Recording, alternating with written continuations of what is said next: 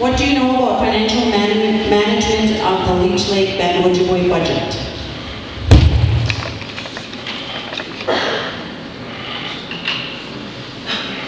What do you know about financial management of the Leech Lake Band Ojibwe budget?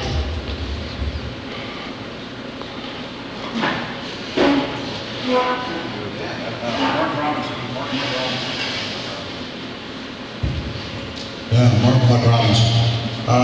Yeah, that's a good question. I would like to think that anybody within this kind of order here would know somewhat about what happens on any level, as opposed to the reservation or programs or divisions within each division. I'm sure you're allocated so much money within that. And I would like to think that they're itemized and line items that you actually have to follow within each one of them to make sure that you meet the standards that set down for you. I think it's just the people that, even though that accountability is there, just the people that are running it and stuff. So I think that's where the problem lies, that they don't actually know how to do itemized listing of budgets overall, and that's where you are running the problems, the great problems. So I think in that account, I think people actually have to be trained in someone just to know where they're at and what you can do and what you can't do. Beautiful.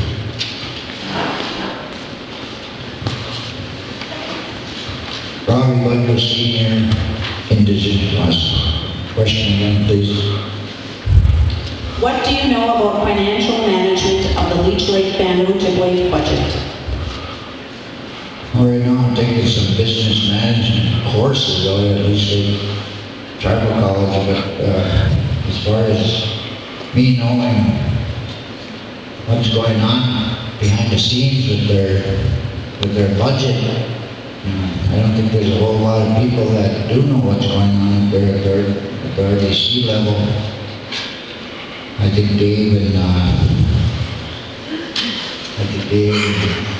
take priority to keep secrets from one another, so that's pretty hard to say how the common person knows exactly what's going on with their budget. Very good. Position. Be specific on the amount, please. Well, my specific wage, I would specifically ask for $20,000. That'll be more than enough to adequately accommodate my living style, which is very humble. I've got a nice little house there by the railroad track, which you want to call a cardboard box or whatever you want to call it. But and we live anywhere we can, and with my money I do plan on helping people. I do help people. As of today, I give up my last dollar that I can to people that even have a headache and need a drink or anything. You know, the older people need a cigarette or something. I bring them tobacco. I just help people. So understanding that the finances are higher than what I expect, I would have that much more to accommodate people out of pocket, instead of saying I don't have the power to do that. I can't give up that because it's not within the budget crisis extent that we can offer people. I would be willing to assist anybody as long as they need it, and it's a very bad crisis and emergency. Your time is up. I don't want to. Thank you.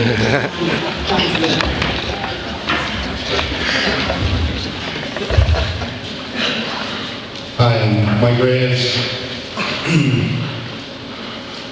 A wage. The wages they get now, I don't think they deserve. For me, I would like to keep the wage that I'm making now at the police department. A little over $16. It's a wage I earned working, and that's what I would keep it at. You get other things when you're in the travel homes, other perks and stuff that you can live on. Why I say this wage is because when you have them outrageous wages, you get greedy, you get that power hungry, like you're better than other people. And if we really wanted to, we could say we should have a wage, we should make as much as the poorest person on the reservation. That's what our old leaders used to do. And right now, maybe that's what we need to do. is change that to no wage. How many people do you think would run it if they didn't get a wage? Thank you. They switch blood quantum, I'd be up there with you. No.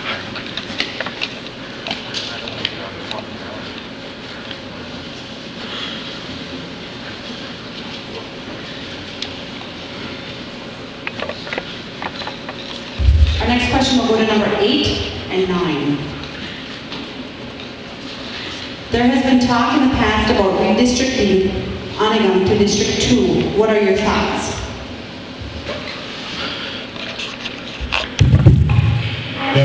Martin Robinson. That would not be a bad idea, considering District 3 is also the biggest district in the reservation. It's probably 2-to-1 with people from District 1 and District 2. It's unfortunate that the disbursement of money that happens from District 1 and District 2 doesn't reflect back on District 3 because we have more people that are there. I don't know if that would actually come down to be a vote by referendum, or could the council just vote and put it over with District 2? Considering the population that we have to work with there and the money that actually comes to us, it's unfair for District 3 people to not have as much as District 1 or District 2 would. And I think reorganization districts would be appropriate. And I know they talked about that in years past, and I actually don't know if it's still on the table or not, but I would actually look into that and making it more evenly populated across the board. Yes. Robbie Budger Senior, Indigenous Cause. I guess I would have to leave that up to the people of Anigam and District 2. If them two sat down together and they come up with some kind of compromise that they would think that it would benefit Anigam and District 2, I'd definitely work with Anigam and District 2 to try and finalize that if that's what they want. I don't think it's just up to the five-person committee, RDC, to just go ahead and vote, 3-2 or 4-1 or whatever, and then say let's stick Anigam over with District 2. That's not fair to the people of Anigam or District 2. So if they were able to come to some kind of a package or whatever you want to call it, and subsist together, that's up to the people of them two communities. And if they were able to do that, I'd do what I could to satisfy them. Your time is up. How do you feel about the conflict of interest of having the chair's wife and enrollment? And do you think this gives him an advantage over you and the other candidates?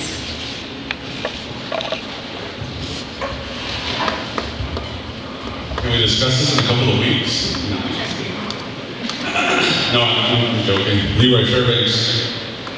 My stance on that is, I think people are placed in certain positions on this reservation, and I think that certain people benefit out of people being strategically placed in certain positions on this reservation as far as our programs and divisions go, because there's accessible information that can be used to give someone a step up for someone running for office, or giving someone an opportunity that the rest of the candidates probably don't have.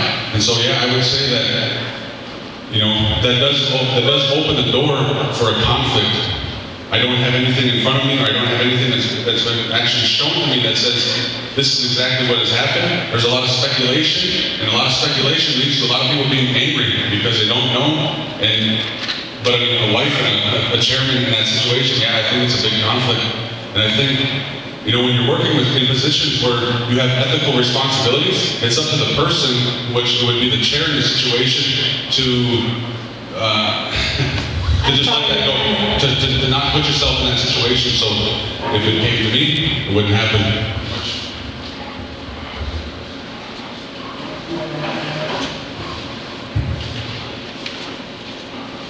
I agree, there are some ethics involved, depending on her character. She should be trusted in that position, but if she's going to, you know, take that trust and throw it out the window just to give her husband that advantage, I don't see that as being fair. It is what it is, and it does offer him a great advantage.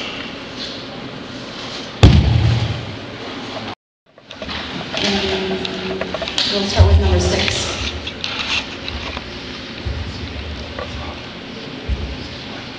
Well, my name is Skip Lyons, and last time I seen John McCarthy, I offered to kick his ass.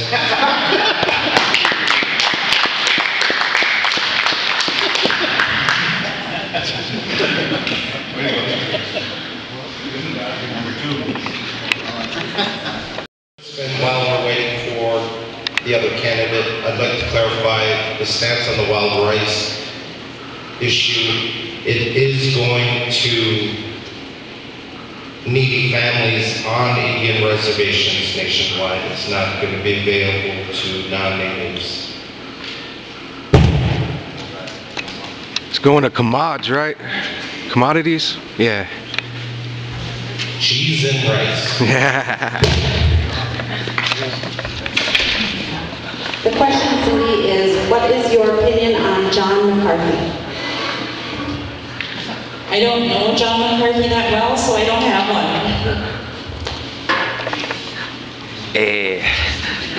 Ish. What would you do to hire more Leech Lake band members?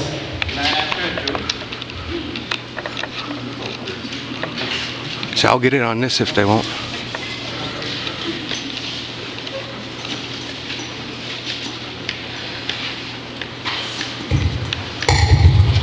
Yeah, Martin Robinson.